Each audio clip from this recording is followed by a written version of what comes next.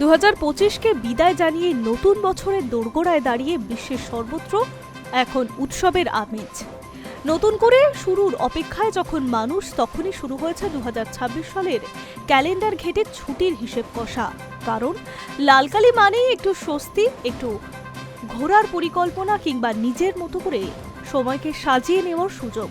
ঠিক সেই কারণেই রাজ্যের সরকারি কর্মী থেকে স্কুল, কলেজ, পড়ুয়া সকলের নজরেই এখন পশ্চিমবঙ্গ সরকারের প্রকাশ করা নয়া ছুটির তালিকা।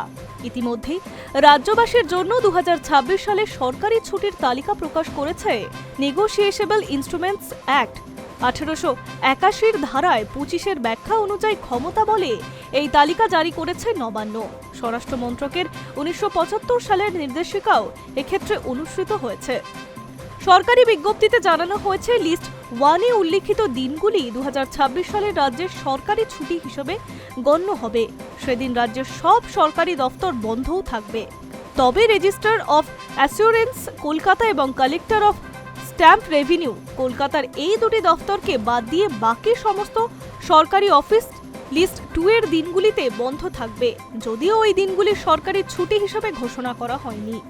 এছাড়া লিস্ট 3-এ উল্লিখিত কয়েকটি দিনকে সেকশনাল হলিডে হিসেবে চিহ্নিত করা হয়েছে, অর্থাৎ নির্দিষ্ট সম্প্রদায়ের কর্মীরা ওই নির্দিষ্ট দিনে ছুটি নিতে পারবেন। দিনের পাশে সংশ্লিষ্ট সম্প্রদায়ের নামও উল্লেখ রয়েছে। নবান্ন সূত্রে খবর, প্রতি বছরের মতোই সরকারি দফতর, শিক্ষা প্রতিষ্ঠান এবং বিভিন্ন সংগঠনের আগাম পরিকল্পনার সুবিধা পাওয়ার জন্যই বছরের শুরুর আগে ছুটির তালিকা ঘোষণা করা হয়। 2025 সালে পশ্চিমবঙ্গের সরকারি ছুটির তালিকায় মোট 48টি দিন ছিল। এবারের তালিকায় এক নজরে দেখে নেওয়া যাক। রাজ্য সরকারের তরফে জানানো হয়েছে, মুসলিম উৎসব সহ বিভিন্ন উপলক্ষকে ঘোষিত ছুটির ক্ষেত্রে কিছু সাধারণ নিয়ম মানা বাধ্যতামূলক।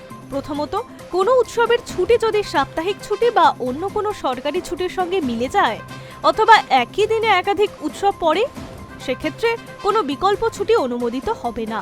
ঈদ উল ফিতর, ঈদ উজ জোহা, মহরম, ফতেহা দোয়াজ দাহাম, শবে বরাত এই উৎসবগুলির তারিখ চাঁদ দেখার উপর নির্ভরশীল।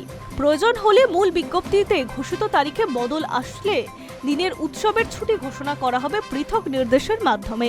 তৃতীয়ত, চাঁদ দেখা সম্পর্কিত তারিখের পরিবর্তনের সিদ্ধান্ত অনেক সময় অতি অল্প সময় জানতে হয়। এমন পরিস্থিতিতে টিভি, অল ইন্ডিয়া রেডিও বা সংবাদপত্রে ঘোষণা করলেই তা কার্যকর হবে।